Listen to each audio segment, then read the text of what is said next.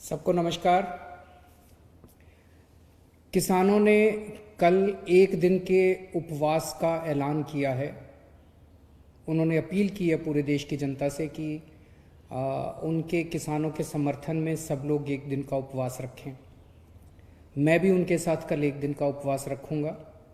मैं सभी आम आदमी पार्टी के कार्यकर्ताओं से, समर्थकों से अपील करता हूं कि वो भी किसानों की इस मांगों के समर्थन में एक दिन का उपवास रखें। और मैं देश के सभी लोगों से अपील करता हूं, बहुत सारे हजारों लाखों करोड़ों ऐसे लोगों को मैं जानता हूं जो दिल से किसानों के साथ हैं। अपनी दिन ब दिन की दिनचर्या की वजह से वो बॉर्डर पे नहीं पहुंच पा रहे, लेकिन दिल से उनके साथ हैं। ऐसे सब लोग, अब उनको भी मौका मिला है, ऐसे सब लोग अपने अपने घरों में एक एक दिन का उपवास रखें और किसानों की मांगों के समर्थन में प्रार्थना करें। मैं देख रहा हूं पिछले कुछ दिनों से केंद्र सरकार के कुछ मंत्री और भारतीय जनता पार्टी के कुछ लोग बार बार कह रहे हैं कि ये किसान देशद्रोही हैं, ये आंदोलन देशद्रोहियों का है, यहाँ पे एंटी नेशनल लोग बैठे हुए हैं। मैं उनसे पूछना चाहता हूँ, हजारों एक्स सर्विसमैन, पूर्व सैनिक जो रिटायर हो चुके हैं, ऐसे हजारों पूर्व सैनिक वहाँ पे बॉर्डर पे किसानों के साथ बैठे हुए हैं, जिन लोगों ने एक समय में देश की रक्षा करने के लिए अपनी जान की बाजी लगाई थी। ऐसे हजारों सैनिक हैं जो अपने घरों में बैठ के उनके लिए दुआएं कर रहे हैं, प्रार्थना कर रहे हैं। ये सारे एंटी नेशनल हैं। मैं उनसे पूछना चाहता हूं, इनके मंत्रियों और भाजपा के नेताओं से, कि ऐसे कितने ही नेशनल और इंटरनेशनल खिलाड़ी हैं जिन्होंने देश के लिए इंटरनेशनल स्तर पे, अंतर्राष्ट्रीय स्तर के ऊपर देश के लिए नाम कमाया और देश के लिए मेडल जीत के लाए। ऐसे कितने ही खिलाड़ी वहां पे बॉर्डर बैठे हुए हैं किसानों के साथ, अपने अपने घरों में बैठ के वो दुआएं भेज रहे हैं उनको। ये सारे इंटरनेशनल खिलाड़ी जो देश के लिए खेले थे और जिन्होंने देश के लिए मेडल जीते थे, ये सारे एंटी नेशनल हैं। मैं पूछना चाहता हूं इन सारे बीजेपी के नेताओं और इन सारे मंत्रियों से, कितने सिंगर्स हैं, बॉलीवुड सेलिब्रिटीज हैं जो किसानों के बच्चे हैं।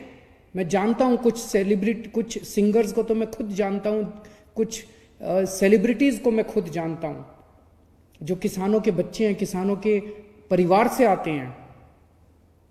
ये सब लोग जो इनको समर्थन कर रहे हैं, ये एंटी नेशनल हैं। कितने ही ऐसे डॉक्टर्स हैं जिन्होंने अपना समर्थन दिया है, ये सब डॉक्टर्स हमारे देश के एंटी नेशनल हैं। आज मुझे पता चला बहुत बड़ा वकीलों का समूह बॉर्डर के ऊपर उनको समर्थन देने के लिए पहुंचा था। ये देश के सारे वकील एंटी नेशनल हैं। कितने ही व्यापारी हैं, पंजाब से कई व्यापारी मेरे से मिलने के लिए आए कुछ दिन पहले। उन्होंने बताया कि पूरे पंजाब के सारे व्यापारी इनके साथ हैं, और केवल पंजाब नहीं, पूरे देश के सारे व्यापारी इनके साथ हैं। देश के सारे व्यापारी एंटी नेशनल हैं। मुझे याद आ गया अपने अन्ना हजारे जी के आंदोलन के दिन, जब हम भी रामलीला मैदान में आंदोलन के लिए बैठे थे।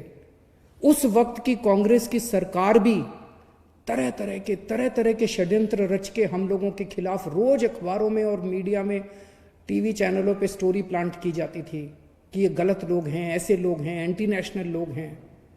जिस तरह से हमारे आंदोलन को बदनाम करने की कोशिश की जा रही थी उन दिनों में कांग्रेस के द्वारा, आज वही कोशिश किसानों के आंदोलन को बदनाम करने के लिए बीजेपी कर रही है और सत्ता पक्ष कर रहा है।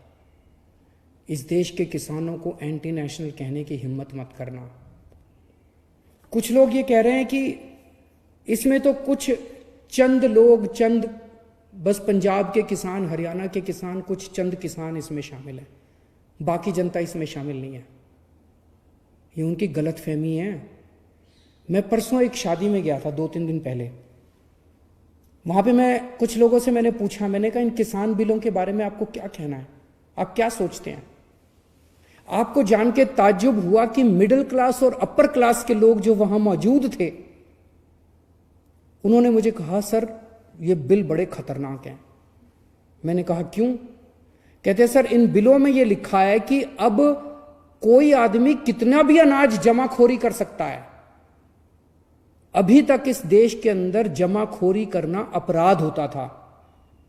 हर अनाज की एक लिमिट होती थी, जैसे मान लो चना है तो सरकार लिमिट लगा देती थी, भाई 10,000 क्विंटल से ज्यादा कोई, या जो भी लिमिट थी, इससे ज्यादा कोई चना अगर जमाखोरी करेगा तो उसके ऊपर मुकदमा चलाया जाएगा, उसको गिरफ्तार किया जाएगा, उसका सारा सामान जब्त कर लिया जाएगा। इस देश के अंदर जमाखोरी करना जुर्म होता था, क्योंकि जमाखोरी करने से कीमतें बढ़ती थी। अब जो केंद्र सरकार कानून लाई है, इसमें जमाखोरी करना अपराध खत्म कर दिया गया। अब जमाखोरी करना अपराध नहीं बचा है। अब कोई कितनी भी जमाखोरी कर सकता है, कितना भी सामान, कितना भी अनाज जमाखोरी कर सकता है। तो फिर तो जिनके पास पैसा है वो तो बहुत सारा अनाज स्टोर करके रख लेंगे अपने पास, बहुत सारा सामान अपना, बहुत अनाज अपने अपने गोदामों के अंदर स्टोर करके। फिर तो महंगाई बहुत बढ़ जाएगी। तो मुझे वो लोग कहने लगे, सर इससे तो महंगाई बहुत बढ़ जाएगी। कानून में ये लिखा है कि अगर महंगाई एक साल में डबल जब तक नहीं हो जाती तब तक जमाखोरी करने में कोई पाबंदी नहीं होगी।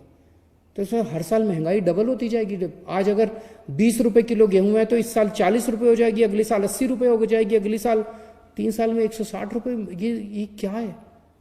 तो मैं ये कहना चाहता हूं कि कोई ये गलतफहमी में ना रहे कि इस कानून के समर्थन में केवल चंद वो किसान हैं जो बॉर्डर पे बैठे हुए हैं, वो भी हजारों लोग बैठे हुए हैं।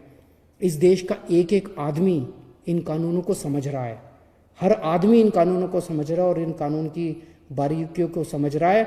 जो लोग अपनी जिंदगी में व्यस्त होने की वजह से बॉर्डर पे नहीं पहुंच पा रहे, उनका दिल वहीं है, किसानों के साथ है। तो मेरी केंद्र सरकार से गुजारिश है कि अहंकार छोड़िए। अहंकार अच्छी चीज नहीं होती। सरकारें जनता से बनती है, जनता सरकारों से नहीं बनती। अगर जनता इन तीनों बिलों के खिलाफ है तो इन तीनों बिलों को तुरंत रद्द किया जाए और एमएसपी के ऊपर किसानों की फसलें खरीदने की गारंटी देने का बिल बनाया जाए। जितनी भी किसानों की मांगे हैं उन सारे किसानों की मांगों को तुरंत मंजूर किया जाए। नमस्कार।